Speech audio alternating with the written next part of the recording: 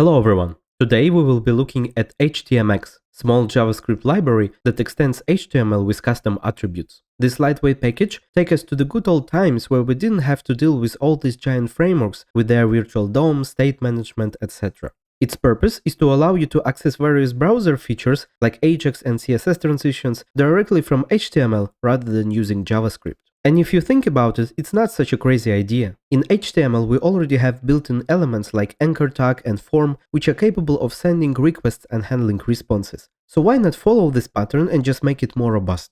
So, without further ado, let's take a look. Here we have a very simple Express server. If you are not familiar with Express.js, feel free to check out my video about it. I will leave the link in the description.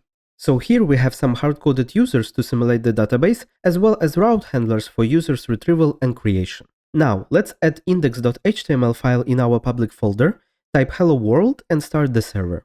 Okay, as we can see, the server is running. Now let's quickly create some user interface.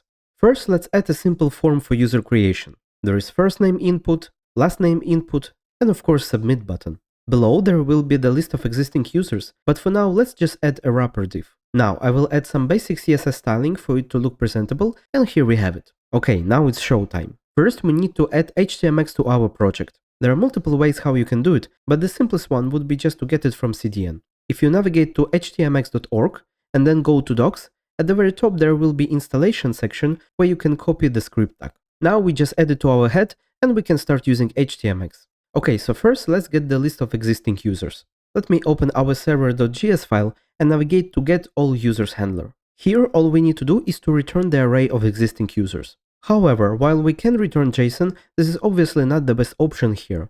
What we want to return instead is properly formatted HTML.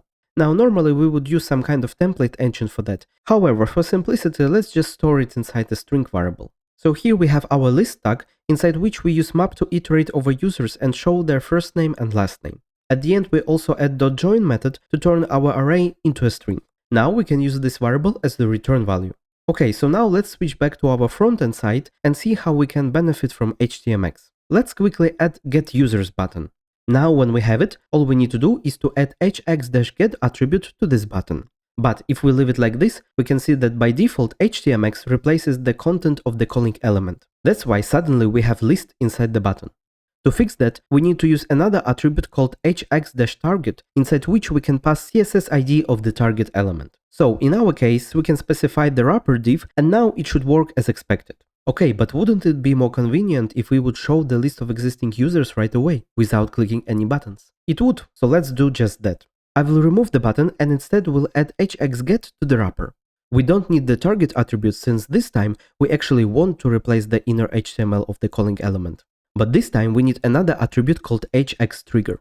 This one defines when to trigger the request. We didn't need it before since on button it is click by default. However, in our case we want to use another event called load since we want to get the list of users as soon as the element is loaded. Now if we save our changes and refresh the page, we can see that users are retrieved automatically. Okay, now important detail to mention is that trigger attribute is quite advanced. In addition to trigger event, we can also control the time. For example, I can add a delay and the request will wait for the specified amount of time.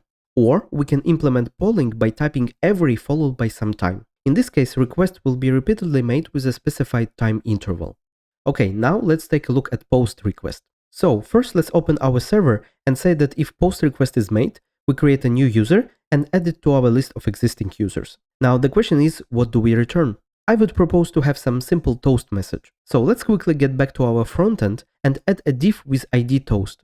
Let's also add some simple styling. Notice that here we have a transition for smooth appearance. This will be important later.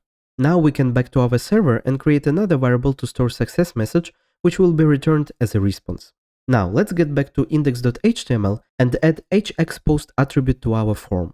We don't need to specify triggers since forms have submit event configured as a default one. Then we add the target, which is toast div in our case, and then we need to use another attribute called hxSwap, which controls what exactly will be replaced with the response from the server. The default value is inner HTML and that's why we didn't use it before, since we actually wanted to replace the inner parts of our target. However, in this case we want to replace the div itself, so we should use outer HTML option instead.